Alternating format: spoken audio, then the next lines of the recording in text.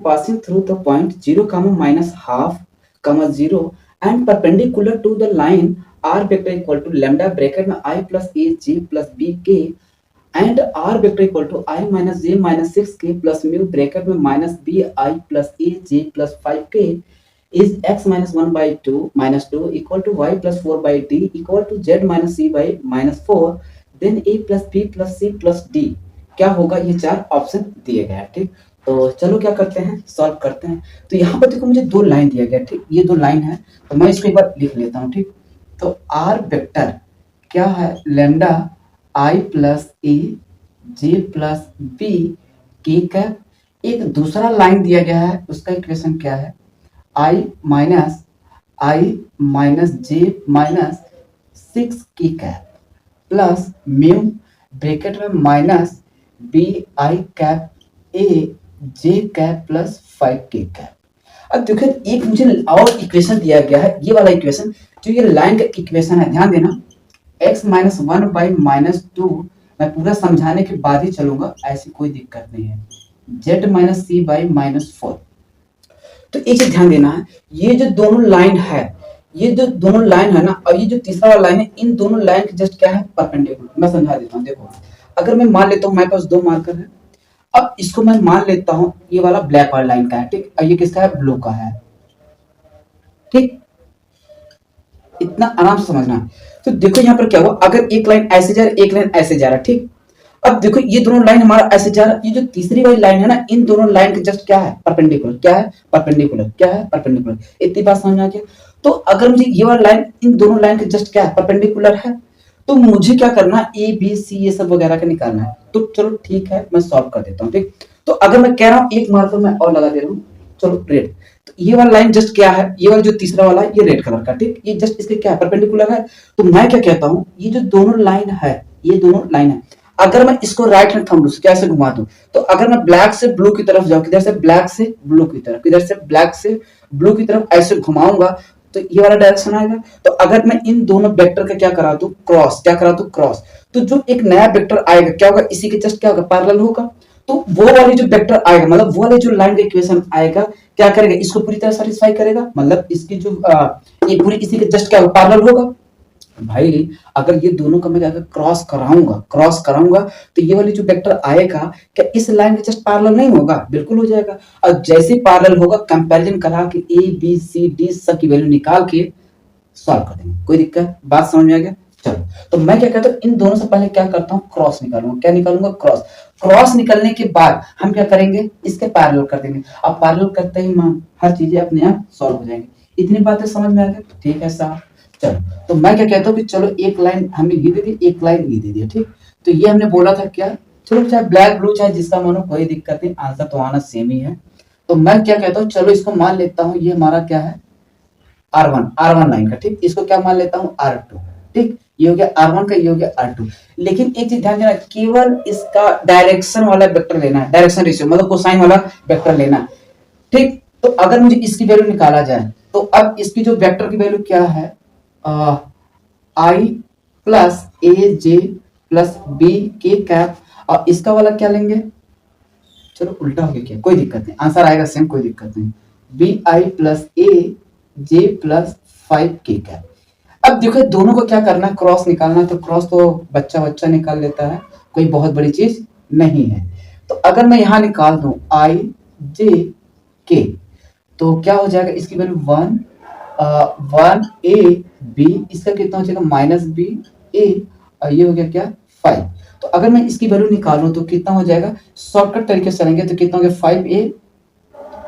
5a minus A B minus J, कितना हो गया 5, अब minus minus plus B square हो जाएगा। बात समझ में आ रहा है, बिल्कुल आ रहा है साहब। प्लस के क्या हो जाएगा, के, तो ये हो गया कितना, ए प्लस ए बी। अब देखो ये जो मेरा आया वेक्टर ना, ये हमारा वेक्टर क्या आ गया, b1 क्रॉस b2, कितना गया, b1 क्रॉस b2। अब ये वाला जो वेक्टर है ना, इसकी जो हमारा क्या डायरेक्शन कोसाइन रेशियो, इसके जस्ट क्या होगा, पैरेलल होगा। तो अगर मेरा ये वाली वैल्यू निकल गया, इसका हम क्या करते हैं, वेक्टर निकाल लेते हैं, मान लेते हैं इसको क्या, b2, सॉरी इसको चलो मान लेते हैं कोई एक कैपिटल X, या मान लेते हैं चलो अल्फा। तो अगर मुझे इसका इस इक्वेशन का डायरेक्शन कोसाइन रेशियो निकालना, डायरेक्शन रेशियो, तो डायरेक्शन रेशियो वाला वेक्टर अगर निकालना तो अल्फा वेक्टर तो क्या हो जाएगा -2i plus D J -4k cap.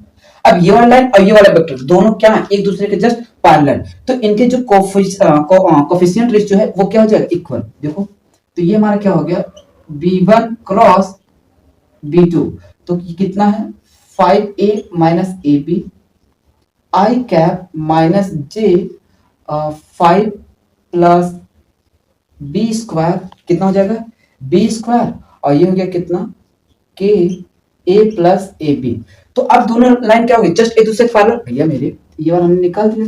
अब इस लाइन की इक्वेशन क्या है, जस्ट इसकी पैरेलल ही तो है, दोनों पैरेलल है, इनके क्या करना है कोएफिशिएंट रेशियो क्या कर दो इक्वल करा दो। तो कितना हो जाएगा -2, पहले किसको माना था, पहले इसको, चलो इसे मानो कोई दिक्कत नहीं, चाहे जो मानोगे आंसर सेम आएगा, आंसर में कोई चेंजेस नहीं आएगा, ध्यान देना ठीक, चेंजेस नहीं है। a by B upon -2 equal to -5 plus B square upon कितना है d है, कितना है d, इसका कितना है a plus A B by कितना हो जाएगा -4। इतनी बात समझ आ गया, बिल्कुल साफ। इतना सब कुछ करने के बाद इतनी बातें समझ में आ गया, तो अब हम क्या करते हैं इसको हटा देते हैं, बस इसको ध्यान देना है ठीक। चलो तो अब यहाँ पे ये चीजें होने के बाद अब क्या करते हैं, अब देखो ये वाली जो लाइन है असल किससे पास हो रहा था, इतने से, यही तो लाइन है जो ये वाली लाइन है। देखो if the equation of line passing through point this, ये इसी लाइन पास हो रहा है, तो इस वाले पॉइंट इसमें पास करा दो, तो x की वैल्यू कितना होगी 0 -1 बाई -12 और y की वैल्यू कितना है -12, तो -12 plus 4 by D equal to 0 minus C by -4। इतनी बातें समझ में आ गया तो फिर आगे बढ़े, इतनी बात समझ में आ गया। अच्छा चलो इसको सॉल्व कर देते हैं, तो थोड़ा सा ऊपर देखो, बहुत टफ नहीं है, बहुत आसान है, बस समझने की चीज है, अगर समझ में आएगा तो सवाल दो क्वेश्चन दो कौड़ी का है। तो देखो ये क्या जो माइनस माइनस, खैर चलो देखो -12 बाई -2, तो कितना हो जाएगा 8, 8 में से 1 गया तो कितना हो जाएगा 7, 7 बाई 2 डी इक्वल टू कितना हो जाएगा -c बाई -4। अच्छा एक ही बताओ, क्या मैं यहाँ से d और c की वैल्यू निकाल सकता हूँ, और जब यहाँ से c और d की वैल्यू निकल सकता है तो फिर आगे देखो, इतनी बातें समझ में आ गई। चलो इसको हम क्या करते हैं हटा देते हैं, क्योंकि इसकी कोई जरूरत नहीं है। चलो तो यहाँ से कितना आ जाएगा, देखो तो अगर मैं ये हो गया क्या माइनस माइनस प्लस, ये हो गया minus minus plus 1/2 7/2d equal to c/4। तो एक बार इसको इसके बराबर कर दो, तो 1/2 इक्वल टू 7/2d, तो 2 से 2 गया तो d की वैल्यू कितना आ गया 7, कितना आ गया 7। एक बार इसका किससे करा देना है, इसके बराबर 1/2 इक्वल टू c/4, तो ये इससे गया तो c की वैल्यू कितना आ गया 2। अब भाई मेरे इतनी तो मुझे वैल्यू निकल कर आ गया, d की वैल्यू c की वैल्यू, बचा क्या है a और b की वैल्यू निकालना। तो चलो क्या करते हैं उसको भी सॉल्व कर देते हैं, इतनी बातें समझ में आ गया। चलो अब इसको हम क्या करते हैं हटा देते हैं, इतनी बात समझ में आ गया ठीक। तो c की वैल्यू और d की वैल्यू निकल के आ गया, अब बचा क्या है a और b की वैल्यू निकालना।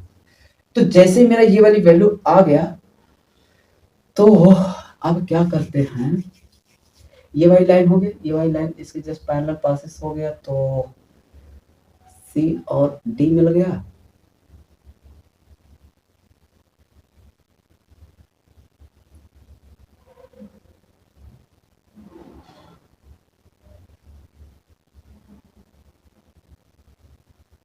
सी नहीं हुआ है,